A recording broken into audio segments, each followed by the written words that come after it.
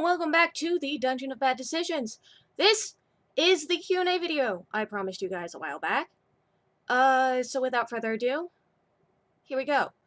Shockwave asks, which starter from Shield and Sword should I go with? Well, so I've never actually consumed any Pokemon media ever. But he has helpfully included, a picture of the 3 starters, which I am inserting.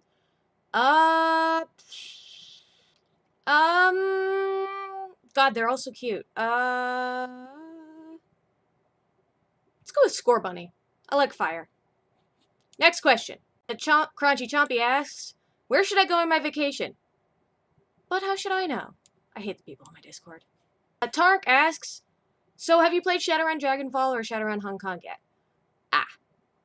So Tark gifted me these games a while back in the hopes that I would do a Let's Play, and I totally forgot. I'm sorry, Tark. I'll get it done eventually. I promise. Shockwave again asks, what system that you haven't made a character for do you want to make a character for? Example, Dresden Files, Star Wars, Mutant Sponsors. Oh, that's a good question. So I actually have prepared answers for this one. The Dresden Files, because honestly, I'm a huge fan of the series. Mutants and Monsters, also because honestly, I really, it just sounds like a lot of fun. I've heard a lot of good things about it. It sounds like an interesting character creation concept. And GURPS, because I just want to see what all the fuss is about, because, you know, people are always talking about GURPS and making dumb jokes and whatever. And I want to see what the fuss is about. It also, like, I've looked at the character creation, and it seems like an interesting approach. Crunchy Chompy again, because he's a meme lord, asks, what's your favorite emoji? I don't have one. Actually, no. That's false. The middle finger. CLG_V asks, if you were to have a superpower based on your personality, what would it be? Oh, that's a good question. I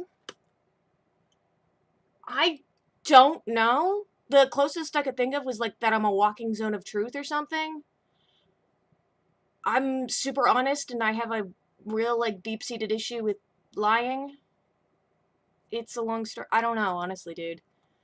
Leave a suggestion in the comments below what you think my superpower should be based on what you know of my personality. Shockwave, did I survive the destination, the Thanos snap? No. Crunchy Chompy asks, should I let my cat on my lap? Yes, you monster. Genuinely Acidine asks, Bengus? I don't know what that means. Unwise Alistair, what is the most creative use of a not very useful spell or ability you've seen?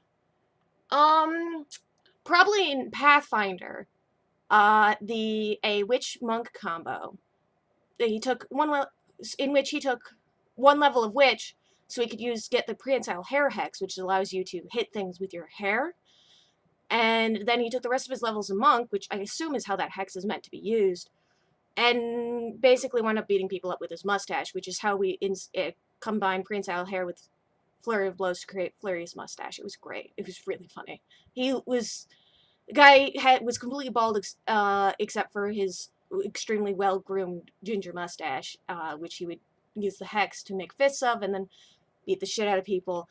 The only thing he carried on it was his mustache grooming kit. It was really funny. It was a good concept. Tarshan Reed asks, greatest disappointment in a D&D game? Usually the people, I'd have to say. And which video game do I regret playing? Doki Doki Literature Club, every time. Robert Anderson asks, what are your favorite ways to deal with overworld travel? That seems to be the only time my players get bored. Ooh, let me think. So to keep, players from getting bored, I'd say, if you must actually, like, go through instead of just skipping it, I'd say, random encounters, encouragement of roleplay, but honestly, I would just, you know, fast forward. If nothing's happening, there's no point in, you know, making them trudge through it. Carlo Galbiati asks, things? Sorry, couldn't resist. Actual question, what was the best plot twist I've encountered in a D&D campaign, whether I was a player or DM? Oh, that's another difficult one. I mean, the first thing that comes to mind is, from The Journey of the Cursed King, where the door opened from the bottom, because I'm still mad about that, Matt. Honestly, most plot twists I've experienced were because the players went off in an unexpected direction and the DM was just desperately improving to keep up, and accidentally implied some things about the plot that the players picked up on, and now it's got to be canon. I don't know, this happened a lot in, my first group in college, the Dangerous Waters campaign, of which there isn't a whole lot of evidence because, most of the campaign happened before I started the blog, and, before I really got going with it. God, best plot twist.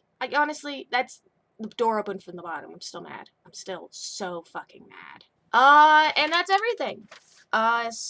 Thank you for watching. Special thanks again to my Patreon patrons, my average adventurer Polyjon, my heroic adventurer Tark, and Crunchy Chompy, my Game Master's Nightmare.